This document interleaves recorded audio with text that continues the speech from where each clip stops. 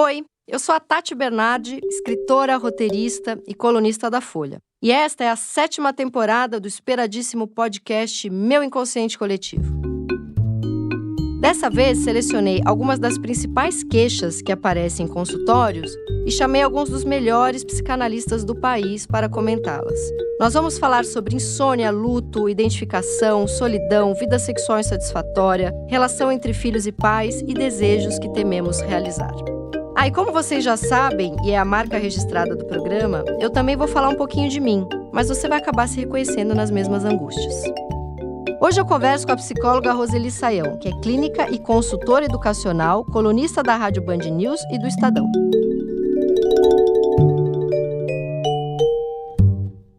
Bom, eu estou aqui com a maravilhosa Roseli, que eu admiro demais. E vamos falar sobre uma queixa frequente nos consultórios, que é: queria me dar melhor com a minha mãe, queria me dar melhor com o meu pai, ou até mesmo mães e pais que falam que queria ter uma relação mais satisfatória com os meus filhos. Então eu vou começar querendo entender com a Roseli o que acontece, que isso eu já escutei de um monte de amigas e já vi também isso aparecer. Eu faço grupos de estudo e aí os psicanalistas trazem casos, e já trouxeram esse caso algumas vezes, que é aquela jovem ou jovem, principalmente mulher, que fala que a mãe era uma excelente mãe, muito amorosa, muito presente, muito parceira durante a infância, e quando aquela filha demonstra uma entrada numa vida sexual, uma entrada numa vida de desejos para fora, se bem que não dá nem para dizer desejos para fora daquela relação com a mãe, porque isso com um pequenininho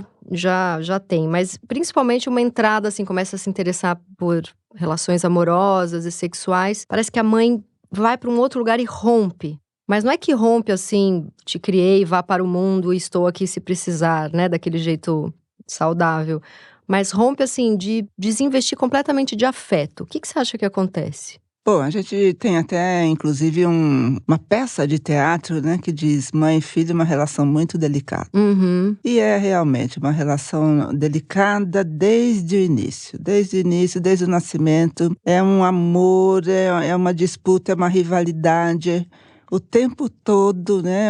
É uma alternância de humores das duas partes. Uhum. Quando chega na adolescência, e a filha principalmente, é mais a filha que o filho, né? A filha principalmente começa a pegar o seu caminho, que inclui, né, a sexualidade, a vida sexual propriamente dita.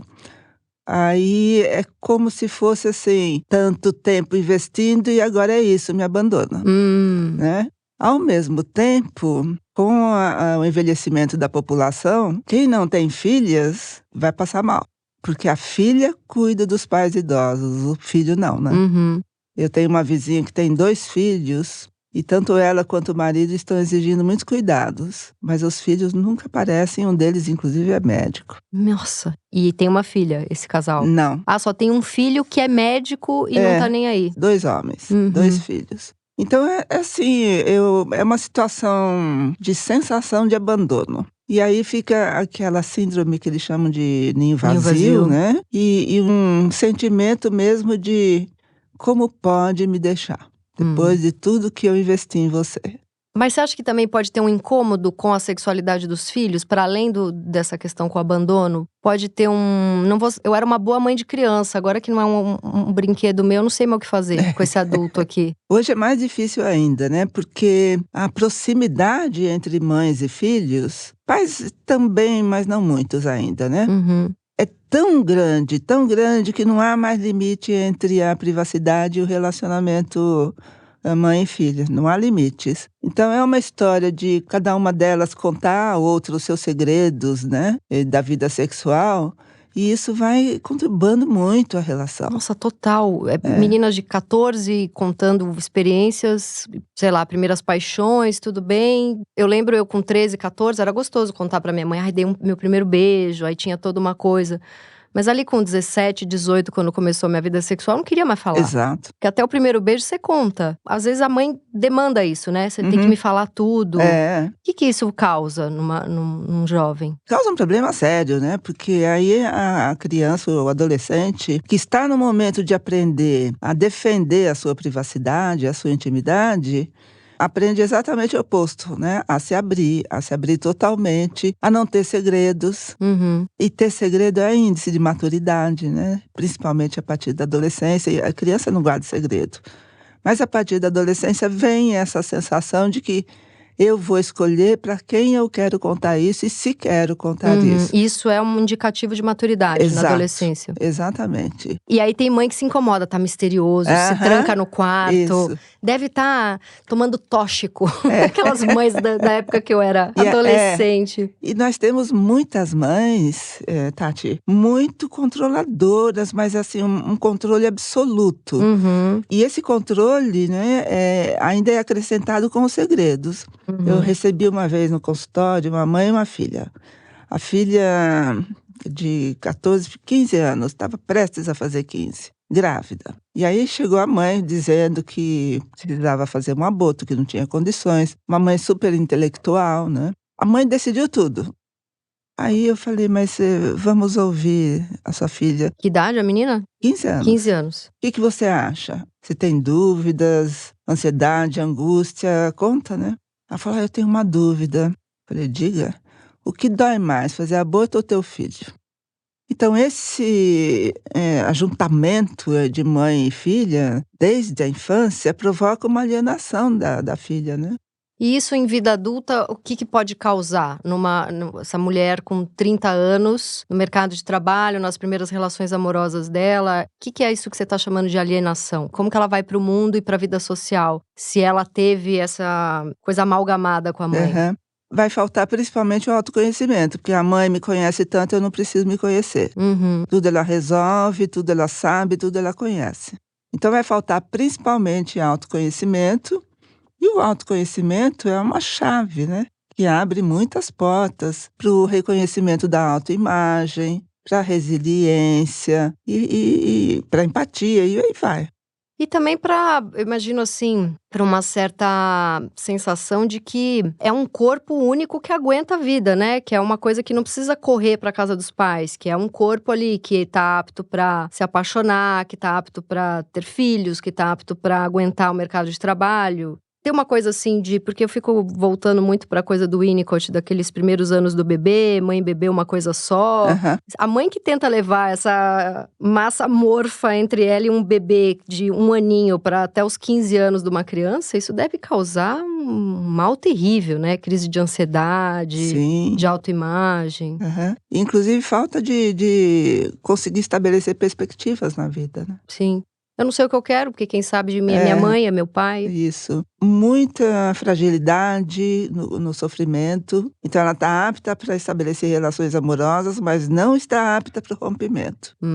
Os rompimentos são inevitáveis. Não aguenta negativas. Exato. E sofrer decepções. Isso. E aí pode até romper o aparelho psíquico, vai para uma psicose até assim, uma coisa mais forte. Ou depressões bem... Depressão, principalmente. O que você acha que aconteceu com essa onda? Que até eu percebo que eu escuto mais almoçando com as pessoas, encontrando pessoas em eventos, do que vendo na mídia ou sabendo por escolas. Mas tem muito adolescente com depressão e até um índice de suicídio que aumentou entre os adolescentes.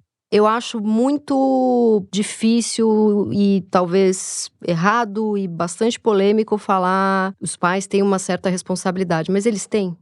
Muito difícil falar isso. É caso a caso. É, caso a caso. Mas eu prefiro responsabilizar a nossa cultura. Veja, o adolescente hoje tem uma disputa seríssima com os adultos. A começar pelos adultos da família, né? Mas não apenas. Todo adulto quer ser adolescente. Veja o corpo desejado. O corpo desejado é aquele corpo magro, atlético e que é igual ao corpo do adolescente. Todas as intervenções na busca da aparência da juventude vão sinalizar para o adolescente de que ele está mais perto dos iguais quando está com adulto do que com adultos, que tem mais maturidade que ele, né? Além disso, principalmente na classe média, os adolescentes são encaminhados para um vestibular desde, às vezes, a educação infantil. Tem que fazer o vestibular e entrar em tal ou tal ou tal faculdade. Às vezes aqui não tem mais Jardim 2 e pré, mas sei lá, dos primeiros anos, com 6, 7, a escola já é vendida como Isso. forme o seu pequeno CEO para empresas. Isso, exatamente. E aí quando chega vai se aproximando desse momento, tem a pressão da escola, tem a pressão da família e tem a pressão da sociedade. E parece que tudo cabe dentro apenas da escolha dele. Se ele fizer uma escolha errada, ele está ferrado. Então isso, né, deixa o adolescente arrasado. Na época que eu fiz faculdade, a escolha sempre é difícil, né? E nem tanto é porque eu quero isto, mas porque eu querendo isso, eu vou ter que renunciar a tudo isto aqui. Então, essa sociedade da alta performance, forme seu pequeno CEO aos 5 anos de idade, essas famílias que eu não aguento quando eu tô numa padaria e tem sempre uma mãe e um pai que conversam em 4 línguas com uma criança, mas não é porque naquela família tem 3, 4, sei lá, a mãe é da Espanha, o pai é americano e tem uma vó chilena, sei lá. É só porque é o pequeno CEO que eu quero formar. Eu não aguento aquilo, a criança de 4 anos. Ai, ele já precisa ver como ele fala, não pode brincar, né? Cadê a criança brincando? Por que você já tá pensando nele como um presidente de empresa? Então, essa sociedade aí que não descansa… Bom, eu tenho burnout, tô deprimida de 5, 10 anos pra cá. Quer dizer, flerto com momentos de depressão e de momentos de burnout, né? Não estou hoje com nenhum deles. E tenho maturidade pra saber o que eu tô fazendo de errado, com 44 anos de idade. Você jogar isso em cima de uma criança de 15, um adolescente de 15, é muito pesado. E a escola, eu não entendo isso, Tati. A escola deveria ser o lugar que tem o conhecimento de todas as teorias que falam a respeito da nossa cultura e desse jovem adolescente. Mas ela parece que ignora. Se ela conhece, ignora ou desconhece.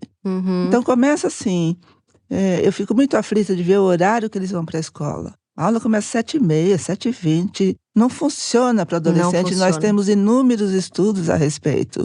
As escolas insistem. E os pais, se você quiser saber, adoram. Adoro, porque se livra logo cedo. Exato, e porque daí o filho é obrigado a acordar cedo. Porque se ele vai para a escola à tarde, ele vai dormir a manhã inteira.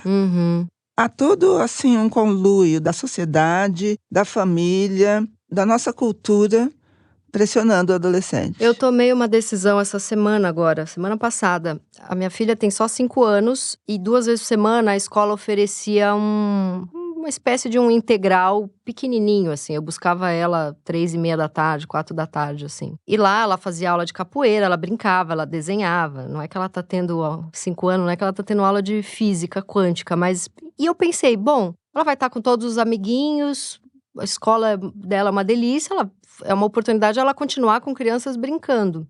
E botei ela nesse 2 vezes por semana integral. Eu trabalho de casa, meu ex-marido também trabalha de casa. E a gente falou, vai ser ótimo, porque daí a gente também tem 2 vezes por semana à tarde livre e ela tá lá brincando, né? E passou uns meses, assim, um dia ela falou pra mim, eu não quero mais ir. Mas não é que ela falou, não quero mais ir, como se falasse, eu não quero água agora. Ela tava com a mãozinha geladinha, suada, nervosa, tipo, mamãe, eu tenho saudade de vocês, eu não quero. Mas na hora que ela falou isso, eu tirei, porque eu falei, o que eu tô obrigando uma criança de 5 anos a ficar? Claro, tem milhares de situações no Brasil, as mães que precisam trabalhar e precisam ter a creche, e não tem como, às vezes não tem a rede de apoio, enfim, tô falando da minha situação, que eu tenho a condição de ter uma babá. Eu coloquei porque eu achei que ia ser bom pra ela e também pra mim. Se a gente fizer tudo só pela criança, a gente tem que fazer um pouco pela gente também.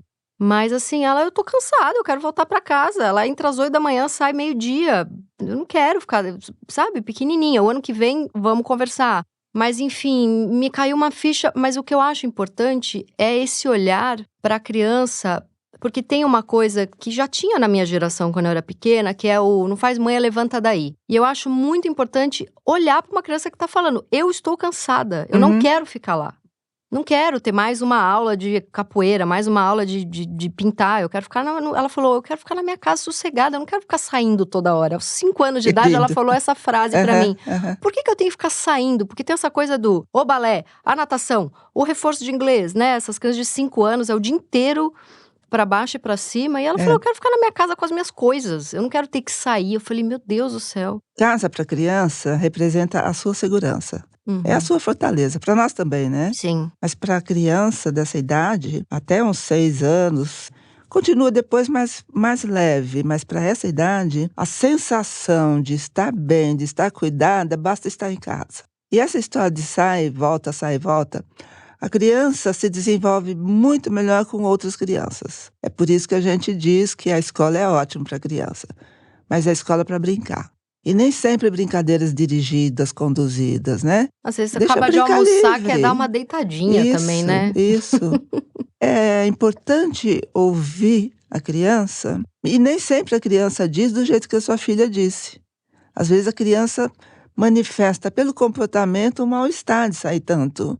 Os pediatras, eu conheço vários, e eles dizem: "Olha, vai se aproximando do tempo de retorno às aulas, as crianças começam a ficar doentes". Verdade. Não Então consegue falar, vai pro corpo, né? exatamente. Minha filha, ela fez 2 comentários, assim, que eu falei: "Chegou na linguagem", porque ela estava muito tinha uns incômodos, principalmente nesses dias de integral, eu não entendia, porque na minha cabeça tá brincando com um monte de criança, tá feliz.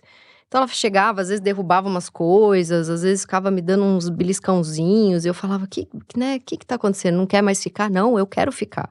Ela não verbalizava que não queria. E aí ia pro corpo, ou sei lá, tinha uma dor de barriga, ou ia pro corpo porque de repente eu levava um chutinho na minha canela. Aí teve um dia que saiu, e saiu de uma forma tão bonita, ela falou 2 coisas pra mim. Primeiro ela falou: "Mamãe, eu observo as outras crianças e eu não entendo como que elas parecem tão felizes longe da mãe. Eu olho, elas estão rindo, elas estão brincando", e eu penso: "Por que estão tão felizes longe da mãe?". Ela definiu a angústia de ficar longe da mãe aos 5 anos de idade de um jeito que eu falei: "Não vai mais para o integral, vai E ficar além de aqui". tudo declarou amor por você. Declarou, é. E a outra coisa que ela falou é: "Mamãe, às vezes, assim, eu quero fazer xixi. É muito fácil chegar pra professora e falar: 'Eu quero fazer xixi', mas às vezes eu só quero estar em casa. Como é que eu explico isso?". Porque acho que ela quis dizer, uma coisa é prática, fazer xixi, outra coisa é angústia. Eu tenho Aham. só 5 anos, não dá pra eu levantar a mão porque a vontade de estar em casa é diferente da vontade de avisar de um xixi, É. né. Como é que ela explica isso, Aham. né, o que que é? A gente mesmo às vezes não sabe explicar, mas quer desesperadamente a nossa casa, né. Sei lá, é um Nossa, chega em casa, a gente está longe do olhar de julgamento do outro. sim, É basicamente isso. sim.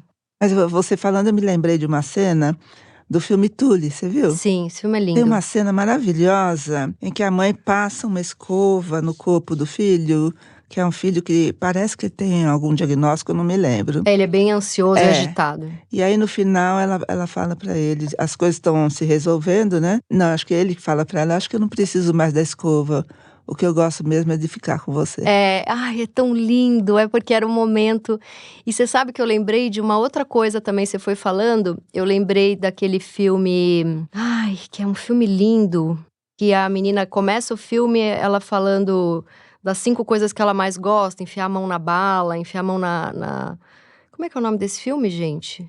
Amélie Poulain, isso. Ah, Você foi falando, eu lembrei da Amélie Poulain, que toda vez que o pai examinava o coração dela, ele achava que ela tinha problema no coração, mas na verdade é porque ela se emocionava com o pai próximo. É tão lindo isso. O pai tratou ela como uma criança que tinha problema no coração a vida inteira e não sacou que o coração disparava porque o pai chegava perto. uhum. Que é um pouco isso, né? Isso, É muito isso. bonito.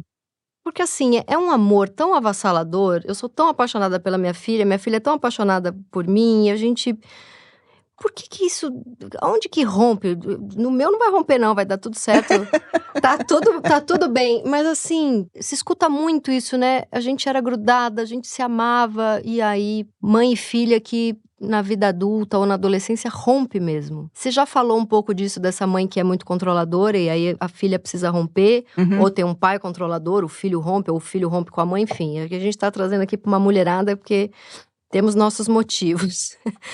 Além disso, da mãe ser controladora, ou do começo de uma sexualidade da filha não se lidar muito bem. Tem questões políticas também, muita gente rompeu, né? Isso. O que mais a gente pode pensar? Porque eu acho que essa é uma queixa recorrente de consultórios, né? Eu queria me dar melhor com a minha mãe. E de mães falando, eu queria me dar melhor com o meu filho, com a minha filha. Olha, tem a questão política, aparece muito. Religiosa, aparece muito mesmo. E a questão religiosa é curiosa, é interessante, porque boa parte desses pais, que vêm de uma geração bem mais nova que a minha, né, permitiu que o filho não precisasse seguir a religião que eles professam, para ele ter liberdade de escolha. Mas na hora da liberdade de escolha, eles escolhem a luta de poder, usando a religião com a mãe, com o pai. Para bater de frente. Exato. É aquela história que a gente conhece. O adolescente precisa negar esse universo em que ele esteve submetido na infância para ele se encontrar. Ele precisa negar. Eu me lembro, Tati, eu tenho um exemplo maravilhoso. Minha filha chegou naquela idade de ir para festinha, ser convidada para festinha. Acho que ela tinha uns 13 anos, por aí. Aí ela chegava, que roupa que eu vou? E eu falava, você que sabe, filha. Tem que escolher. Escolhia, voltava, achando que tinha sido horroroso, ninguém tinha olhado para ela. E várias festas assim. Aí teve um dia, mãe, que roupa eu ponho? Eu pensei bem, falei, bom, ela tá pedindo alguma coisa. Falei, vamos lá. Ó, põe isso, isso e isso. Ela olhou e falou assim, que coisa mais careta. Ah, ela queria poder não usar o que você... Exato. Então eu vou isso, assim, assim. E a festa foi maravilhosa. Ai, precisava ter uma inimiga. Precisava a oposição para ela saber o que ela queria. Né? Então, inicialmente, precisa essa oposição. E é um conflito que hoje muitas mães e muitos pais não bancam. Nossa, você tá falando, eu lembrei, tem algumas escolas aqui na bolha progressista Zona Oeste de São Paulo, é livre demais, a criança pode fazer o que quiser, né? Pode não assistir a aula, pode, quer ficar brincando no jardim? Não vamos obrigar a criança a sentar, ou a comer, ou assistir a aula. As minhas amigas, que têm filhos da idade da minha filha, começaram a relatar que a criança voltava deprimida, chorando, completamente fora da casinha. Porque precisa da ordem, né? Não só na adolescência, na infância também, para poder ter o que negar, né? Isso. Claro que você não vai botar num colégio militar, mas alguma ordem e alguma organização precisa, né? Para ter o que brigar, isso, né? O Piaget fala isso de uma forma que eu considero muito bonita, né? Para chegar à autonomia é preciso passar pela heteronomia. Ou seja, se eu durante a infância percebo que alguém comanda a minha vida, organiza e dá certo, ou a maioria das vezes dá certo, um dia eu vou conseguir fazer isso. Então esse é o caminho mesmo, a heteronomia serve para isso. Eu recebi no consultório, quando eu clinicava adulto ainda, um jovem, é aquele jovem maravilhoso, super estudado, com um emprego maravilhoso, com um MBA pós já no exterior, com crises de depressão. E uma das histórias que ele reclamava era: eu sempre escolhi tudo na minha vida, pude tudo na minha vida, eu nem saía muito, mas eu podia ir para onde eu fosse, tive tudo. Mas isso nunca me deixou bem. E o que era ali? Não tinha pelo que sonhar. Exato. Aliás, boa parte das crianças e adolescentes hoje não conseguem sonhar com algo porque eles ganham antes de sonhar. Então, tá acontecendo uma coisa super bonita com a minha filha. Minha filha estuda num colégio, isso é um dilema, né? Quer dizer, é um dilema bem white people problems, mas enfim. Que é assim, ela estuda num colégio de Higienópolis, né? Então, ela chega falando, a fulaninha de 6 anos já tem iPad, já tem criança de 7 anos na escola que já tem iPhone. É desesperador, assim, e é um colégio que o tempo inteiro discussões antirracistas, de trazer, de refugiados, então assim, mas é isso, tem famílias que têm muito dinheiro que são completamente sem noção. E aí, eu e meus maridos, a gente teve uma conversa com ela falando, você não vai ter nem iPad e nem iPhone tão cedo. O iPad você vai ter lá para uns 8, 9, mesmo assim a gente vai controlar quando que você pode entrar. E iPhone você esquece, você vai ganhar ali com 11, 12, 13, sei lá. Porque aí também tem a fase que eu tô acompanhando a minha enteada e todo mundo da classe tem, já combina coisas, aí o meu namorado deu, enfim. E aí a minha filha ficou uns 2 dias brava, até que a solução dela foi a seguinte, ela começou a desenhar vários iPads, ela desenha, ela faz as teclas, ela coloca desenho dentro da tecla, porque ela fala: "Essa é a tecla do joguinho, essa é a tecla de não sei o quê". Ela recorta, ela faz eles ficarem altinhos, porque ela cola um monte de papel embaixo, às vezes ela coloca algodão dentro, e ela criou o quarto dela tem 18 iPads, que são feitos de papel colorido, ela fala: "Eu tenho muito mais iPad que as minhas amigas". Adorei. E eu achei uma coisa assim, eu falei: Aham. "Nossa, acertei, uma eu acertei". Uhum. Essa foi ponto. E ela desenha também o próprio iPhone dela, ela fala: "Eu tenho". Aí ela brinca ali que tá jogando, só que é tudo desenhado por ela. Olha que coisa. Imagina se eu dou ela com 5 anos de idade um iPad, já vai pra essa coisa da tela. E outra, ela tem até os 8 anos de idade pra sonhar com esse Isso, iPad. isso. Isso de sonhar foi até a analista dela que me deu esse toque. Dá presente no aniversário, no Isso. Natal, porque tem 3 meses pra sonhar. Ela estava ficando ansiosa, porque tinha essa coisa, os pais separaram, a gente culpado, aí logo que separou, vai em qualquer teatrinho, sai, tem aquele monte de ursinho vendendo na porta, dava, mimada pela avó, mimada pela outra avó. Chegou uma hora que ela começou a destruir o quarto dela, porque era tanta coisa que ela podia, que ela queria botar fogo no quarto dela, praticamente. Uhum. Ter muito é É insuportável. insuportável. Quem tem muito não tem Não nada. tem nada, porque não Porque pode daí sonhar. exato, e não pode sonhar, e mesmo entre tudo que ele tem, não consegue escolher de tanta coisa que há, né. Você conhece aquele documentário A Criança Alma do Negócio? Não. É uma cena de dentro do documentário. O documentário tem o objetivo de mostrar o apelo de marketing dirigido à criança, né. Uhum. Mas, num outro olhar, tem uma cena em que a repórter, pergunta para um menino de uns 9, 10 anos: "Você tem muito brinquedo?" Ele fala: "Sim". Daí eles entram no quarto do menino. É o quarto típico do filho da adolescente, aliás, daqui da região mesmo, né. Classe média, parecia um museu de brinquedos, né, prateleiras, brinquedo, brinquedo, brinquedo, brinquedo. Aí a repórter perguntou para ele: "Qual é o seu preferido?" Aí ele abriu uma gaveta, Tirou um negocito. assim, Que coisa linda, exato. acontecia a mesma coisa com a minha filha. A gente na culpa da separação dava 500 coisas, daqui a pouco ela vinha com um botão que ela tinha achado Isso, e falava: "Eu vou dormir com esse botão, porque é a coisa que eu mais gosto de tudo que eu tenho", e tava com aquele isso. unicórnio alado que cuspia fogo neon de 12.000 euros, mas ela dormia agarrada com o botãozinho. Uhum. Isso exige uma escuta para a gente, inclusive, aprender com eles, né. Eles não ensinam, assim, diretamente como a gente ensina muitas coisas para eles.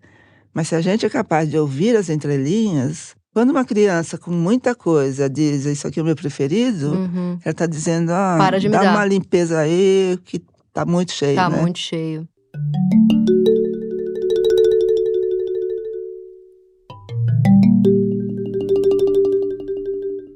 Tem 2 coisas que estão bem perigosas, assim, com essa porque agora nas redes sociais, Instagram, TikTok, tem esses pseudo especialistas de uma psicologia muito barata, que é: teste rápido, 5 perguntas para saber se a sua mãe é narcisista, se você é narcisista. 5 perguntas para diagnosticar seu filho como autista ou como TDAH. Isso é extremamente perigoso, enfim, não tem muito o que fazer, né.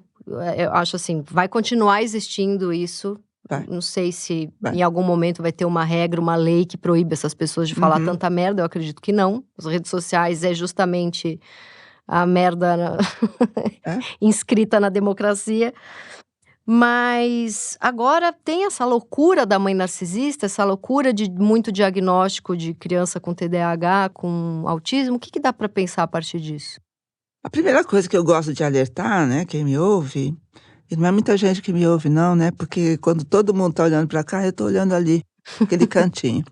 Mas a primeira coisa que eu gosto de dizer é assim: "Olha, vivemos num momento, aliás, que já faz algumas décadas, da medicalização da vida". Uhum. E tudo, tudo é no sentido de existir alguma coisa que vai aliviar sua dor, seu Para sofrimento, você funcionar. para você funcionar o tanto quanto não é o quanto você pode, nem quer, é que esperam. É coisa da ideologia liberal mesmo, você tem que produzir, produzir, produzir, produzir. Uhum. Então eu gosto de alertar, então calma, calma, né, às vezes é preciso um diagnóstico, um tratamento, mas nós vivemos uma epidemia disso, né. Você disse que flerta às vezes com a depressão, né. Todos nós temos momentos, de depressão, mas a gente não pode chamar de depressão, Porque são episódios entre parênteses na nossa vida, por exemplo. Todo mundo tem uma época em que está mais agitada. A criança é assim.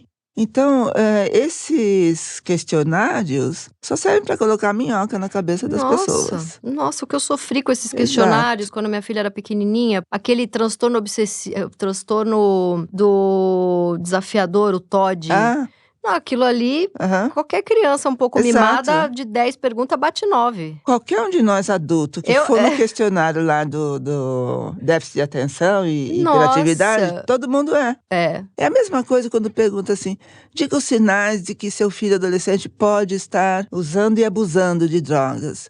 Aí os sinais vêm, olha, cai o rendimento escolar, fica trancado no quarto sozinho muito tempo. Um adolescente naturalmente faz isso sempre. Sim. Então o sinal maior é: conhece bem o teu filho e veja as mudanças. Converse com o seu filho. Isso, veja as mudanças que acontecem, se elas permanecem, se são passageiras, né? Você sabe que a minha mãe, ela tinha uma coisa que eu não podia ficar no meu quarto. Não tinha chave. Eu fui ter chave de quarto pela primeira vez na vida quando eu saí da casa da minha mãe aos 24, 25 anos de idade. Eu acho que tinha uma coisa ali, hoje, depois de 20 anos de terapia e também 7 anos lendo psicanálise, eu acho que tinha ali uma mistura de: será que minha filha é uma suicida em potencial? Será que a minha filha, sei lá, pode estar andando alguém que fuma maconha, então se trancar no quarto pode ser pra fumar uma maconha? E acho também que tinha uma coisa muito inconsciente de não saber lidar com um adolescente que começa a ter sexualidade. Então, melhor não fechar a porta, porque se vai se masturbar, se vai fumar maconha, se vai pular da janela, nenhum dos três eu tô querendo saber lidar ou querendo lidar. Então, eu não tive chave a vida inteira. E, na verdade, o que eu tinha é que eu chegava muito cansada da escola, porque com 15 anos eu estudava integral, eu entrava às 7 da manhã e saía às 6 da tarde, então eu chegava numa exaustão que eu queria deitar. E fora isso, eu chegava com zilhões de emoções, porque nessa idade, você tem a emoção da prova que você foi mal, você tem a emoção do que eu quero prestar no vestibular, você tem a emoção do menino que eu gosto não me olha na cara. Era tanta coisa que eu precisava deitar e ficar 1 hora olhando para um ponto fixo no teto para estabilizar aquela montanha russa de coisas, né? Então, Isso. eu precisava ficar sozinha, trancada num quarto. E eu não era nem suicida, nem fumava maconha e muito menos masturbar de vez em quando, mas não às 6 da tarde, a hora que eu chegava. Aí, com 25 anos de idade, minha mãe tinha um negócio: por que tá sozinha aqui? Né? Faz companhia pra mim, vamos lá na sala. Eu não podia, eu não tinha um minuto sozinha, né? Se ficava muito no banho, o que tá acontecendo? Se ficava muito dormindo, o que tá acontecendo? Aí, aos 25 anos, quando eu saí da casa da minha mãe, eu dormi por 20 horas. Mas eu me lembrei de uma coisa que eu adorei. Eu fui conhecer uma escola em Portugal. O meu olhar era para socialização, porque os alunos eram muito bons nas relações interpessoais, né? E teve uma hora que eu saí da escola, de dentro, né, do espaço, e fui lá fora no pátio, sentei para tentar organizar meus pensamentos. Não demorou uns 2 minutos, chegou um aluno e falou assim: você quer companhia ou quer ficar sozinha? E depois eu fui entender que eles têm um grupo, né, responsável por todos os colegas. E se tem um colega sozinho, eles têm a obrigação de perguntar se quer companhia ou se deseja ficar sozinho. Olha só. Eu achei maravilhoso isso, porque mesmo na escola, muitos educadores ficam assim: precisa ser participativo, precisa se relacionar. Nem sempre, né? E tem uma coisa interessante que eu nunca vou esquecer o dia que o meu analista fez um corte em mim que eu achei ótimo, porque assim, eu acho que eu sou tão apaixonada por fazer terapia, por ler sobre isso e por, enfim, todas as coisas que você fala. Meus pais, meus avós, meus pais, enfim, meus cuidadores ali quando eu era pequena, eles eram maravilhosos pra um olhar pra... Tipo, eu espirrava, eu coçava o nariz, tinha 6 pessoas em cima de mim. Rinossoro, né? Mas se eu tinha uma angústia, não tinha muito... Isso é frescura, isso não é... Então, a coisa da subjetividade, também estamos falando de década de 70, 80, enfim. E tudo certo também, tá tudo certo. Fui muito amada e tá tudo bem. Quando a minha filha nasceu, eu tinha essa coisa do: eu tenho que ouvir tudo. Eu tenho que... A subjetividade dela em primeiro lugar. Eu tenho que... né? E aí ela com 1 ano e meio de idade, sei lá, às vezes me dava um tapinha no braço. A gente até conversou sobre isso já separado aqui do podcast. E eu ficava: eu preciso compreender. O que é isso? O que ela quer me dizer? É uma angústia? É um medo? E aí eu ia pra minha análise e falava, não, ela quer me dizer algo, eu preciso ouvi-la, eu preciso estar muito apta a ouvi-la o tempo inteiro. Aí meu analista falou pra mim, eu acho lindo que você queira muito ouvir o que o sujeito, o que o ego da sua filha queira te dizer, mas antes você precisa ajudar que ele se forme. Ela não quer te dizer nada ainda. Isso um psicanalista, o winnicottiano da USP, ele falou, você só tem que segurar a mão dela e falar, não, não, não. Com 1 ano ela não quer trazer nenhuma subjetividade porque eu acho que eu fui pra um outro lado, que também pra minha filha deve ser um porre, porque tem hora que é só. Tem hora que a gente tem que ser simplório, não é isso? Isso. Porque intelectualizar tudo pra uma criança de 5 anos deve ser insuportável, não é? Tenho certeza que é. Tem hora que é o limite seco e duro. Isso, e e pronto. acabou. É isso, agora é isso. Inclusive o limite da sua própria paciência, né? Porque tem dias que a gente está mais impaciente. Sim. Tem dias que a gente está mais paciente. Então, no dia que você está mais impaciente, os filhos precisam entender isso diretamente. Isso precisa ser simbolizado. E aí a gente não pode fazer como criança que o nosso comportamento vai mostrando a nossa impaciência, né? Então sempre é bom falar para os filhos, hoje eu estou muito impaciente. Muito impaciente. Porque eles vão testar, né? O quão impaciente você está e vão se safar. O que a gente pensa de castigo? Eu já penso o que você pensa, então eu já tô botando no plural. Tudo que você falar, eu já vou fazer. O que a gente acha de castigo? O que é castigo? O castigo, nós crescemos, né? E olha, isso faz muito tempo, né? Desde a minha geração, com a ideia de que o sofrimento corrige. O sofrimento não corrige. E a gente tem séculos e séculos de exemplos a esse respeito. O castigo vem com a ideia de provocar um sofrimento na criança e isso vai fazer com que ela aprenda ou a não fazer aquilo ou a fazer de outra maneira. Não, o sofrimento não ajuda em nada. Então a criança, sei lá, deu um tapa na mãe, derrubou coisa do quarto, desobedeceu. Obviamente não vai bater e nem trancar a criança sozinha num quarto. Faz o quê para educar? Olha, se a criança não pode derrubar, usar ainda com autonomia suficiente para não derrubar um copo, ela não pode ter acesso ao copo. É antes, é sempre antes. É sempre antes. A gente tem que bater o olhar assim na casa e ver assim, o que não há problema se ela quebrar.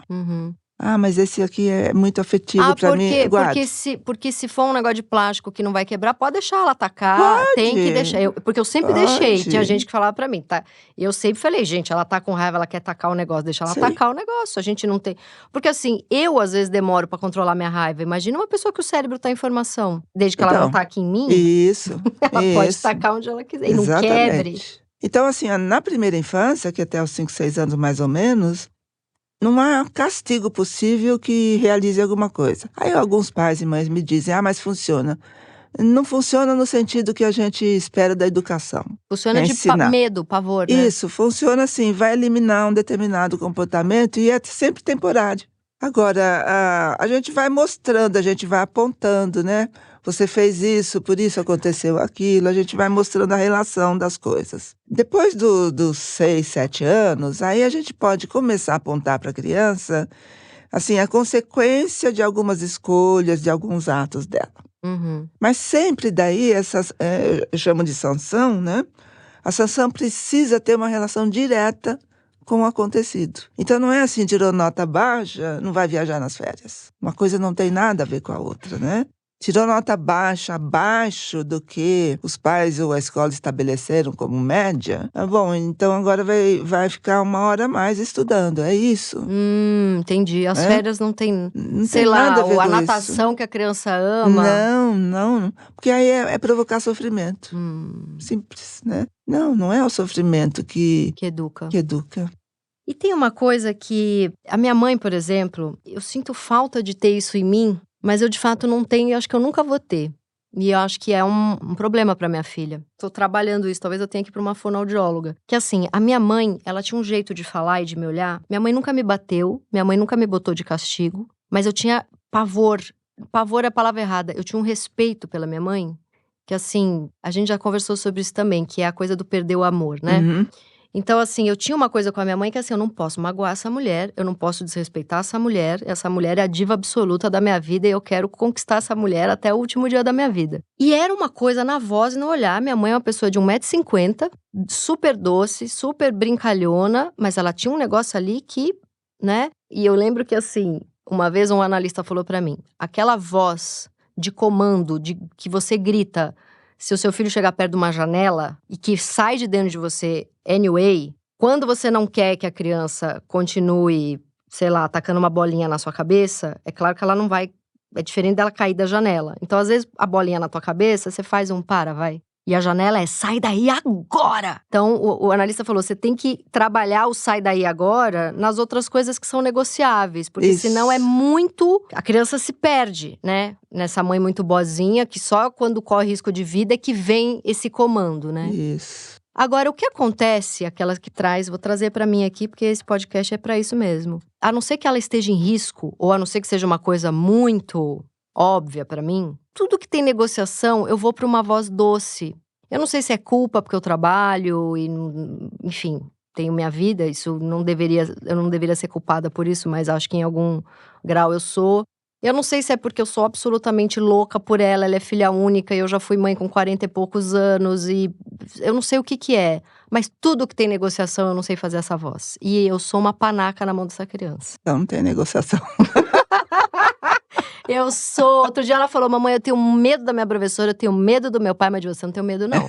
Eu sou uma panaca, eu sou uma escrava do amor na mão dessa criança linda, que pra piorar, é muito parecida comigo aos 5 anos de idade. Então eu também entro num negócio de… Eu tô ali…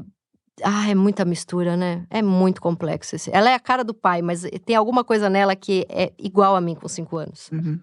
E eu era uma criança de 5 anos que eu lembro, talvez com 6, 7, porque com 5 eu não sei se a gente lembra, mas assim, eu lembro dessa formulação, como é que essas crianças estão rindo se elas estão longe da mãe. Eu lembro da angústia e do amor absoluto que eu tinha pela minha mãe. E de eu ver isso nela, é quase assim, além de todo o amor que eu sinto por ela, ainda tem um resgate de mim com 5 aninhos. Então, é um amor tão absoluto que tudo que tem negociação, eu ajoelho pra essa criança, entendeu? Uhum. Só que eu acho que isso faz mal pra ela. Isso. Esse amor absoluto e absurdo tá deixando de estruturar ela. Uhum. O que eu faço? Então, Nasce de novo. eu acho que uma grande confusão que muitas mães fazem, e pais também, é assim, conseguir distinguir aquilo que é definitivo, não tem negociação, Uhum. das coisas que nem negociação precisaria. Porque assim, tanto faz. Às vezes pode ter uma pequena negociação, mas quanto menor a criança, menos importa a negociação, tá? Sai de perto da janela, é definitivo. Isso é definitivo. Né? Atravessar a rua é Não mão vai dada. sair do apartamento e pegar elevador sozinho, é definitivo. Uhum. Tá? Agora, tomar banho antes ou depois do almoço, do jantar, da escola, tanto faz. Tanto faz. Mas aí acontece o seguinte, tem a ideia de que é importante ter rotina. Não é importante ter rotina, é importante ter um dia organizado. Uhum. Mas um dia organizado não é um dia rotineiro, né? Todo dia faz as mesmas coisas nos mesmos horários. Mas as mães compraram essa ideia da rotina, então assim, o filho tem que tomar banho a tal hora, antes do jantar. E aí ele chega da escola e ele quer jogar Descansar videogame um pouquinho. ou descansar. E aí começa, tá na hora do banho, vai tomar banho. Mas fica numa falação e não tem uma atitude. E aí aquilo vai crescendo, crescendo, crescendo e vira uma briga. Uhum. Que não precisaria. Acho que melhor seria assim, você vai tomar banho agora? Porque nós vamos jantar.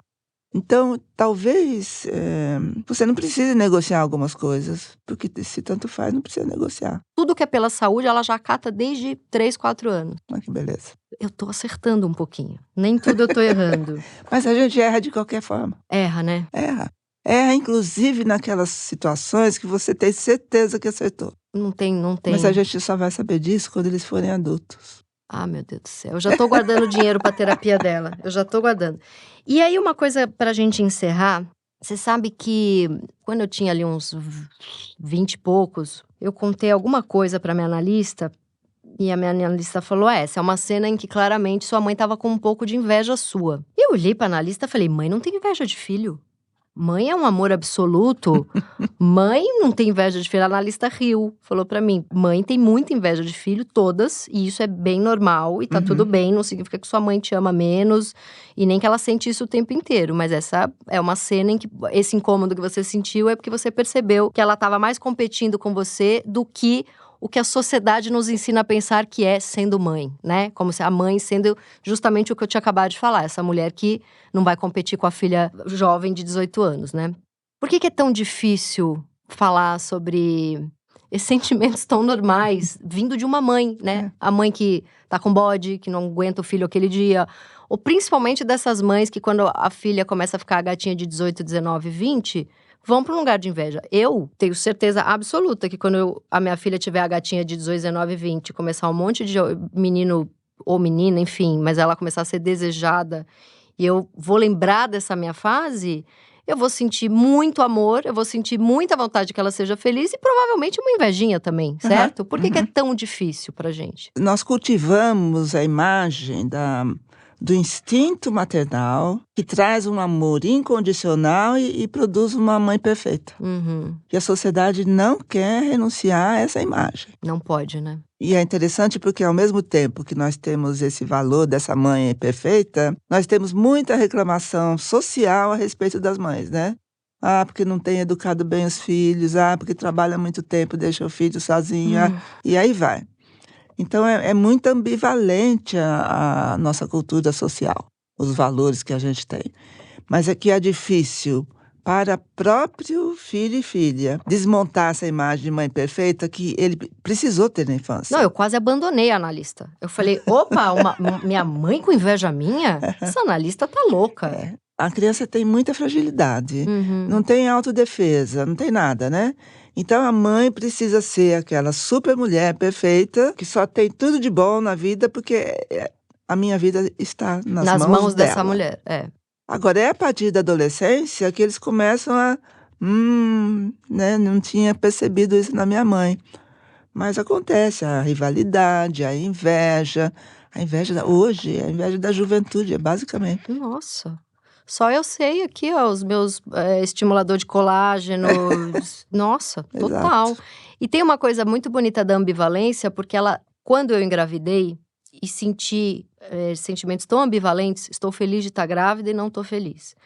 Tô desesperada pra essa filha nascer e tô morrendo de medo de como vai ser. Daí nasceu, nossa, que alegria, eu sou mãe, nossa, que desespero, eu sou mãe. Se você, na tua infância, ou na tua adolescência, ou nos seus bons papos com a sua mãe, lida com essa ambivalência, a sua mãe diz pra você, olha, eu te amo, mas hoje eu tô com o saco muito cheio.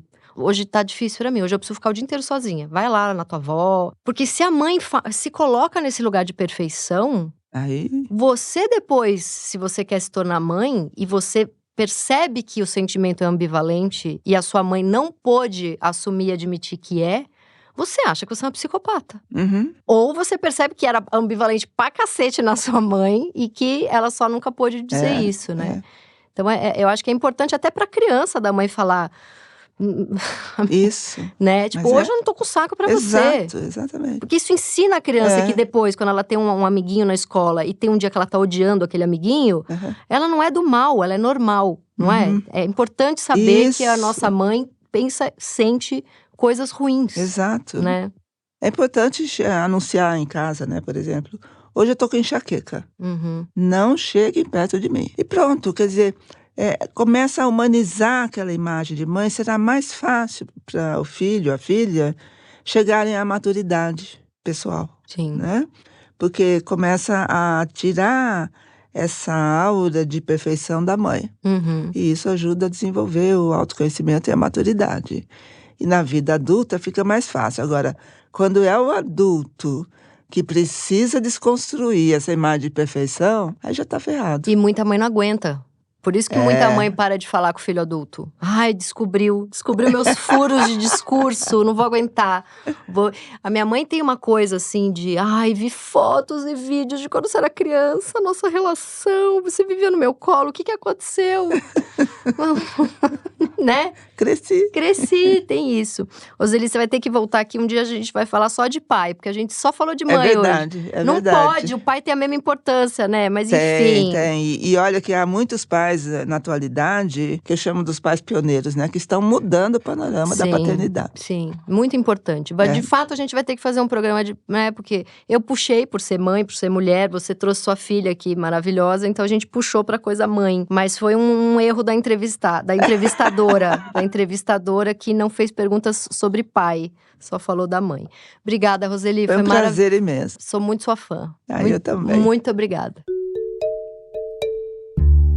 Este foi o Meu Inconsciente Coletivo, o podcast para onde a sua neurose sempre vai querer voltar.